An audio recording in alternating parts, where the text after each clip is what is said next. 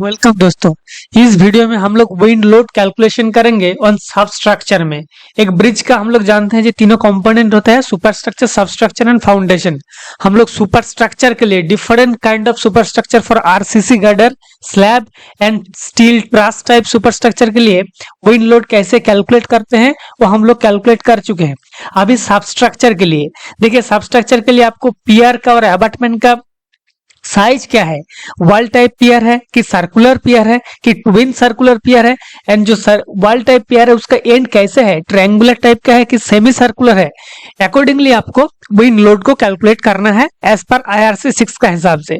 तो इस वीडियोस में हम लोग पूरा डिटेल बारे में डिटेल देखेंगे एज पर IRC 6 का हिसाब से, जो कैसे सबस्ट्रक्चर में हम लोग विंड लोड को कैलकुलेट करते हैं।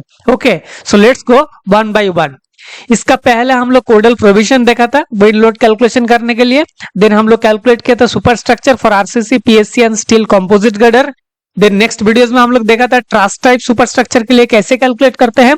एंड इस वीडियोस में हम लोग सबस्ट्रक्चर के लिए कैलकुलेट करेंगे। एंड इस सीरीज ऑफ वीडियोस का जो लास्ट वीडियोस है उसमें हम लोग summary of forces and moments due to wind load for design के लिए हम लोग पियर कैप जब डिजाइन करेंगे तो पियर कैप बॉटम में मेरा कितना moment and horizontal force and vertical load apply हो रहा है ड्यू टू विंड लोड, इसको हम लोग देखेंगे एकदम समरी का फॉर्म में जो हमारा डिजाइन के लिए चाहिए। Okay, this is very important.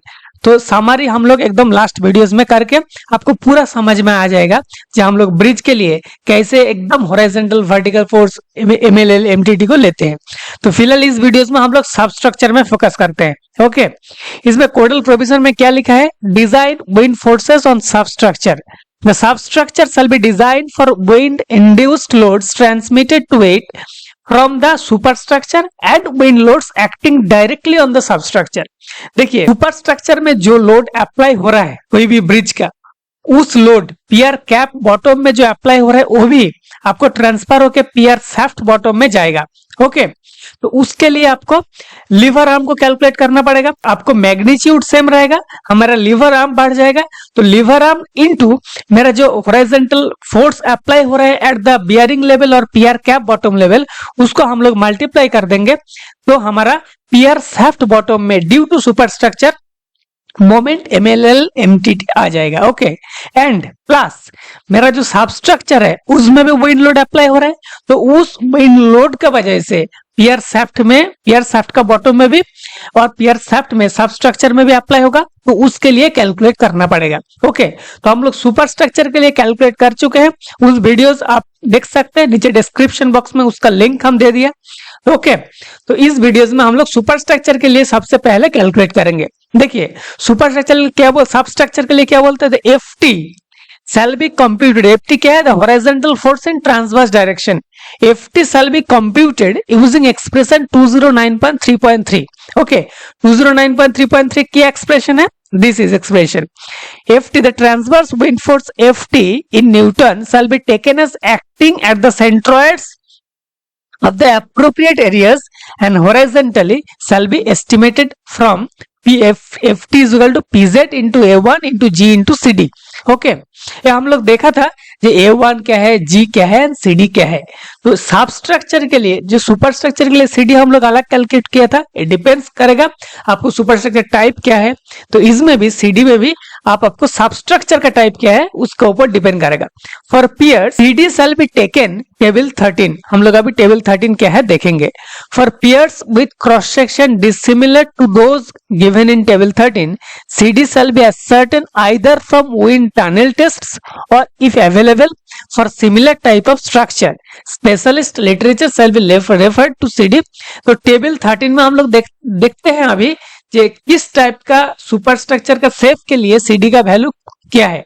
और उस टाइप का सुपरस्ट्रक्चर का शेप आपको टेबल 13 में नहीं है तो आप स्पेशलिस्ट लिटरेचर को रेफर में ले सकते हैं और आपको विंड टनल टेस्ट करना पड़ता है।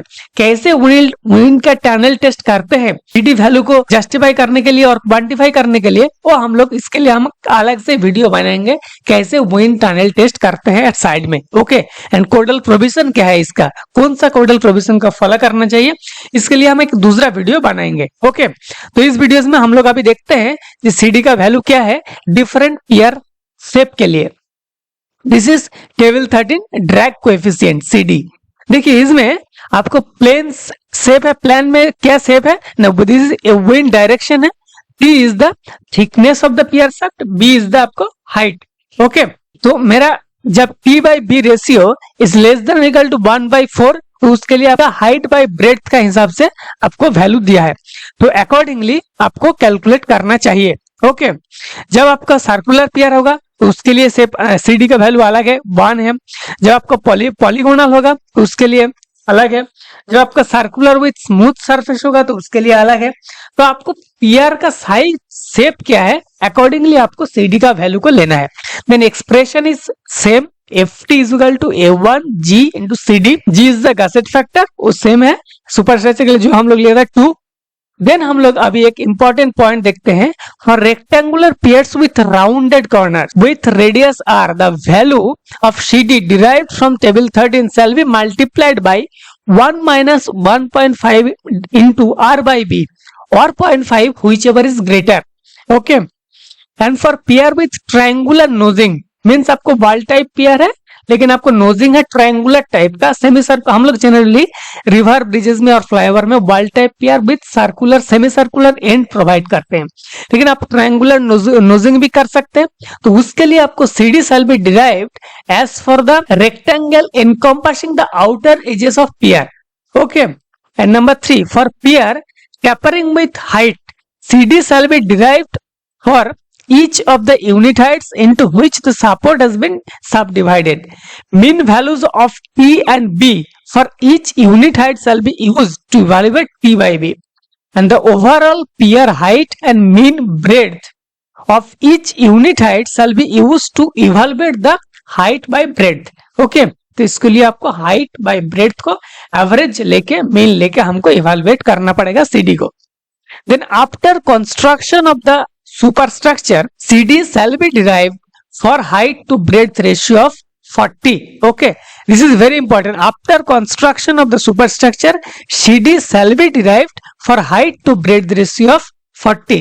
तो accordingly हम लोग सबस्ट्रक्चर में विंड फोर्स को कैलकुलेट करते हैं। ओके, नेक्स्ट वीडियोस में हम लोग क्या करेंगे, नेक्स्ट वीडियोस में ये सब जो थ्योरी अभी देखा है इसको हम लोग एक प्रैक्टिकल एग्जांपल लेके पियर कैप का बॉटम में, पियर शाफ्ट का बॉटम में, एंड आपको पाइल फाउंडेशन होगा तो पाइल कैप का बॉटम में, एंड ओपन फाउंडेशन होगा तो फुटिंग का बॉटम में कैसे FLL, FTT, FLL मतलब horizontal force in longitudinal direction, FTT मतलब horizontal force in transverse direction, and उसके लिए जो मोमेंट है MLL एंड MTT जो हमारा डिजाइन के लिए चाहिए वो हम लोग एक टेबल का फॉर्मेट में एकदम एक प्रैक्टिकल एग्जाम्पल का साथ देखेंगे। ओके, तो आज के लिए इतना ही, and if you like this video please share and subscribe. Thank you.